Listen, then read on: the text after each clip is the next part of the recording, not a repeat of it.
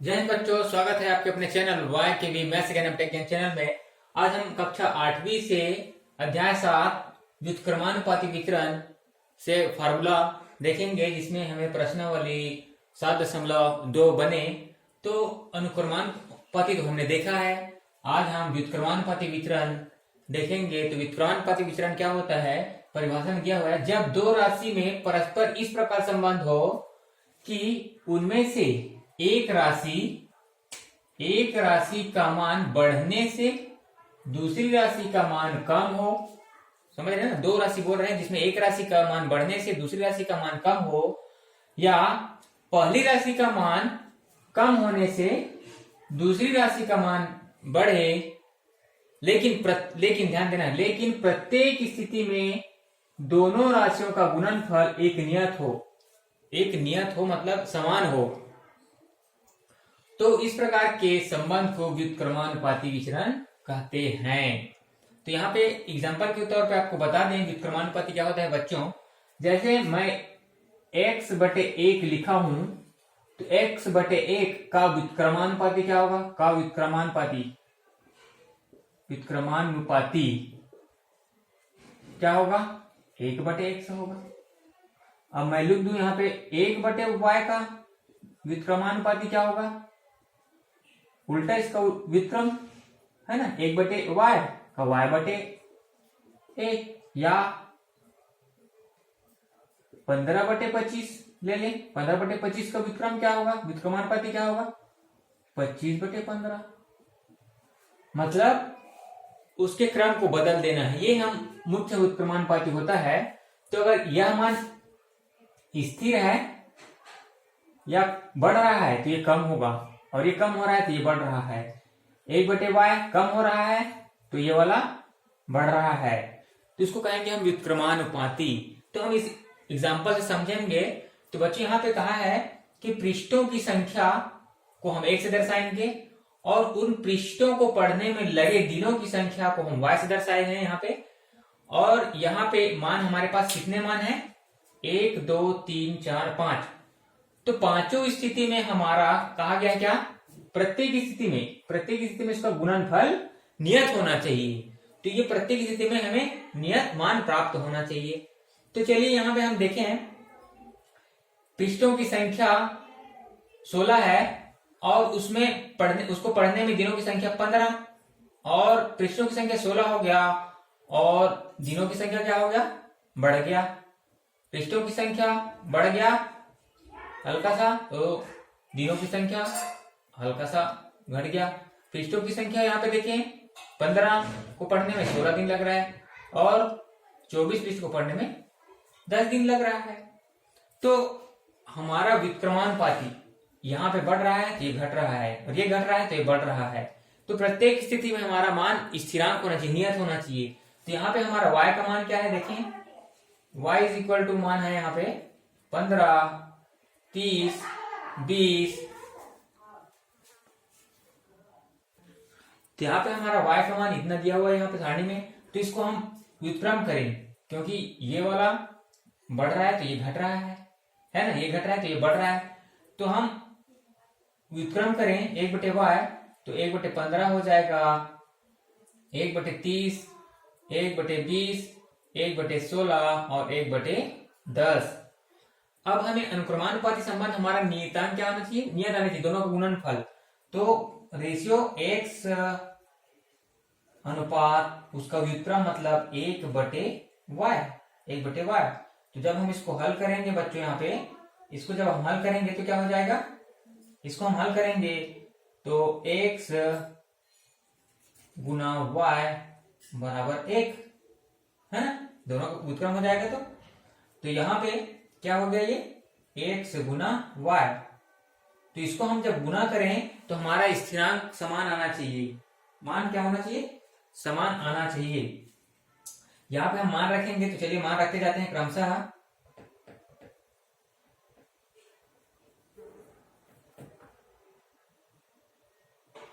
x का मान देखिए 16, और y का मान 1 बटे 15।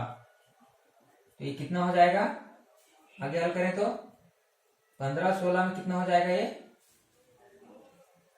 240 गुना करेंगे तो 240।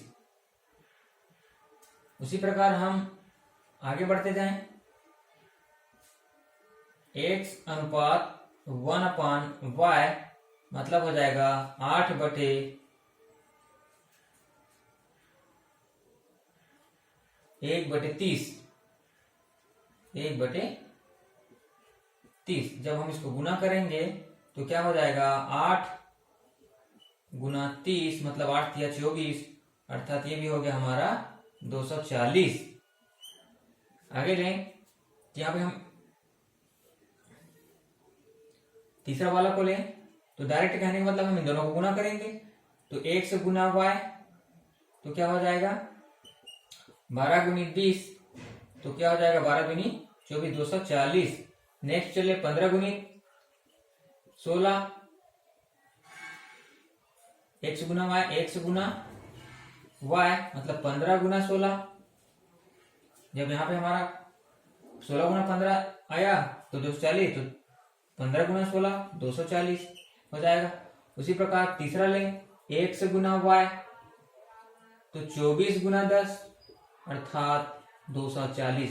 तो यहाँ पे हम देखें बच्चों की सभी स्थिति में हमारा जो गुणनफल एक नियत आ रहा है 240 240 240 240, तभी हम कहेंगे कि यह व्युत्क्रमानुपाती विचरण है। तो हमारा फार्मूला क्या बन जाएगा बच्चों यहाँ पे 1 से गुना y इज इक्वल टू के है, 1 से गुना y इज इक्वल टू के। यहाँ पे हम लेंगे ये x1 हो गया और ये y1 हो गया, x2 y2 x3 y3 x4 y4 x5 y5। तो यहाँ पे प्रत्येक स्थिति में क्या होगा स्थिरांक समान होगा। तो हम इसको ऐसा लिख सकते हैं कि x1 y1 is equal to x2 into y2 is equal to x3 into y3 is equal to x4 into y4। मतलब जहां भी जितना भी आते जाएगा इसका मान क्या आएगा एक स्थिरांक के नियतांक है ना, नियत रहेगा। यहाँ पे कहा गया है कि क्या हो प्रत्येक स्थिति में दोनों राशि का मान नियत हो तो नियतांक। तो हमारे यहाँ पे जब निकाले हैं तो क्या आया 240 आया। तो x1 y1 is equal to x2 y2 is equal to 240 नियत। तो ये हमारा फार्मूला हो जाएगा बच्चों। यहाँ पे फार्मूला क्या हो जाएगा x1 y1 is equal to x2 y2 is equal to K नियतांक। इस फार्मूला को हम लास्ट तक अपनाएंगे। नियतांक, इस फार्मूला को हम लास्ट तक देखेंगे है ना। तो आई होप समझ में आया होगा। तो हम प्रश्नावली 7.2 करेंगे बच्चों, तो जिससे आपको क्लियर समझ में आ जाएगा। चलिए देखते हैं। चलिए प्रश्न पहला देखते हैं बच्चे। यहाँ पे x और y व्युत्क्रमानुपाती विचरण है तो हमें रिक्त स्थानों की पूर्ति करना है। यहाँ पे x का मान दिया है, क्रमशः एक खाली स्थान दिया उसको पूर्ति करेंगे। y का मान दिया है इतना सारा, हमें खाली स्थान की पूर्ति करना है। तो यहाँ पे हमने हमारा फार्मूला ध्यान में रहना चाहिए। तो चलिए हमें ज्ञात करने के लिए कम से कम 2 राशियों को लेना होगा जिसमें एक खाली स्थान हो। चलिए इसको ले लेते हैं है ना। तो व्युत्क्रमानुपाती विचरण होता है तो उसका मान नियत होता है, क्योंकि व्युत्क्रमानुपाती विचरण में क्या होता है x1 y1 is equal to x2 y2। ठीक है, ये हो गया x1 y1 x2 y2। तो चलिए हम मान रखेंगे तो यहाँ पे क्या हो जाएगा x1 की वैल्यू क्या है 6 गुना y1 की वैल्यू क्या है 12 बराबर x2 की वैल्यू 4 गुना y2 की वैल्यू हमें निकालना है। तो इसको हम पक्षांतर कर देते हैं 4 को, तो गुना उल्टा भाग हो जाएगा। तो यहाँ पे क्या होगा y2 बराबर 6 गुणित 12 बटे 4, 4 एकम 4 और 4 तिया 12। मतलब यहाँ पे कितना बचे यहाँ पे y2 बराबर 6 गुना 3 इसलिए y2 का मान हो गया हमारे पास 6 या 18। ये हो गया हमारा 18, इसको हम 18 डाल देंगे। ठीक है, अब उसी प्रकार हमें इसको ज्ञात करना है, इस खाली स्थान को। तो हम इन दोनों को नहीं ले सकते क्योंकि यहाँ पे 2 खाली स्थान है बच्चों। यहाँ पे हमें एक खाली स्थान अज्ञात राशि होनी चाहिए, तो हम इन दोनों को लेंगे, इन दोनों जोड़ों को लेंगे। तो पुनः उसी प्रकार फॉर्मूला हमारा क्या हो जाएगा, x1 y1 is equal to x2 y2, क्योंकि दोनों स्थिति में गुणन, सभी स्थिति में गुणनफल समान होता है, इसलिए हम x1 y1 x2 y2। चलिए हम यहाँ पे लें तो क्या हो जाए, x1 का मान 4 गुना y1 का मान 18 बराबर x2 का मान हमें निकालना होगा और y2 का मान है 10। अब हमें x2 का मान निकालने के लिए इसको पक्षांतर कर देते हैं, तो गुना उल्टा भाग हो जाएगा। तो x2 बराबर हो जाएगा बच्चों यहाँ पे 4 गुना 18 पहले से है, गुना उल्टा भाग 10। तो यहाँ पे देते हैं, देखते हैं क्या होगा, 2 पंचे 10 और 2 निया में 18। तो बचा क्या यहाँ पे, x2 बराबर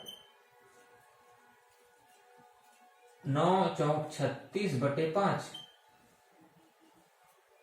तो 36/5 होगा। अब उसी प्रकार हमें लास्ट को निकालना है, तो हमें इसमें यहाँ से मिल गया 36/5 और यहाँ पे हम इन दोनों को लेंगे, इन दोनों राशियों को। तो यहाँ पे x1 36/5, y1 10 और x2 36 और y2 का मान हमें निकालना है।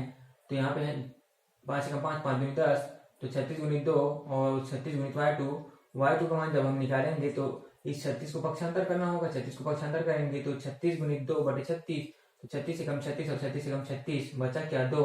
तो यहाँ पे हमें मिल गया y2 इज इक्वल टू 2।